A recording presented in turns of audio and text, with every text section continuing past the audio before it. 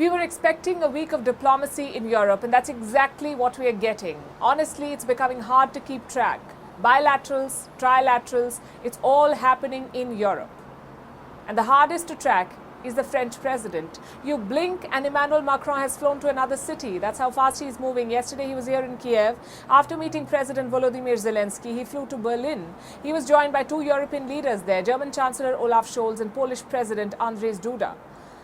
There is historical context here in this meeting. Germany, France and Poland, 3 countries that were front and center during World War II. They suffered massive casualties, remember. So this time around, their plea is quite simple. Anything but war, that's what they're saying. Et nous allons continuer d'agir dans les semaines qui viennent, avec des objectifs simples. Le premier, ça a été dit, éviter la guerre. La paix et la stabilité du continent européen sont notre trésor. Et nous considérons que notre devoir est de tout faire pour le préserver. Unser Austausch zu diesem Zeitpunkt wird daher ganz besonders gewinnbringend sein, denn uns alle eint ein Ziel, den Frieden in Europa zu erhalten, durch Diplomatie und durch klare Botschaften und die gemeinsame Bereitschaft, einig zu handeln. Musimy znaleźć takie rozwiązanie, żeby uniknąć wojny. To jest, tak jak powiedziałem, nasze w tej chwili podstawowe zadanie. Wierzę, że tego dokonamy. W moim przekonaniu dzisiaj najważniejsza jest jedność i solidarność.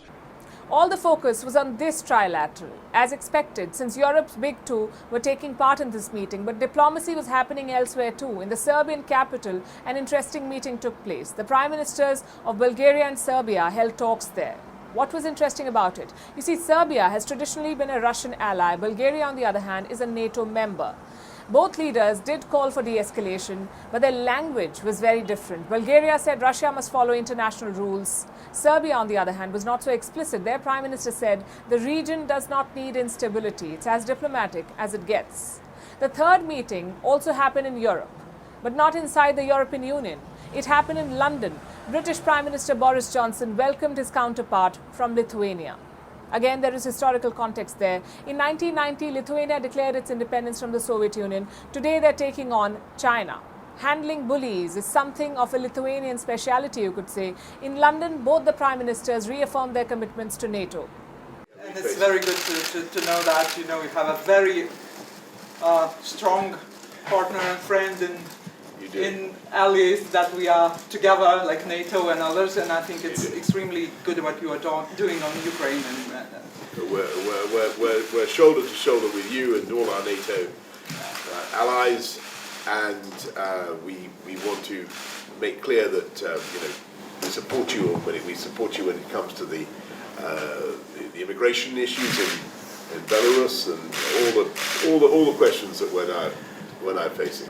What Boris Johnson raised is a very big worry for Ukraine's neighbors. Instability. War breaks out, neighbors are going to suffer. It's a given. I'm talking about refugees, broken supply lines, and not to mention a spillover. So Ukraine's neighbors are tracking this conflict very closely, and every neighbor has a different response to it. Slovakia, for instance, is divided.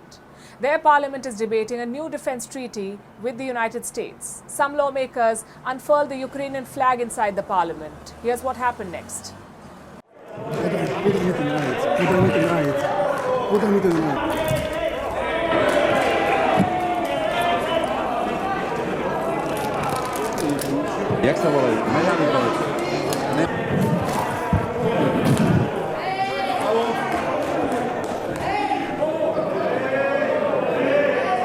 Pán poslanec Medvecký, pán poslanec Krupa, vykazujem vás zo sály. Outside the parliament, there were demonstrations. Some people were carrying the Russian flag. They shouted slogans like "Stop USA Army" and "Yankee Go Home." So clearly not eager about the West. If you move north to the Baltic states, the sentiment is quite different. Countries like Latvia, Lithuania and Estonia, they share borders with either Russia or Belarus. So Baltic states are eager for Western aid. They want European countries to send more military assistance. We would be willing to see also such kind of eagerness from other NATO allies in Europe. And I think there are certain things what we would like to see also where some of our larger and stronger European allies could follow, for instance, example of United States.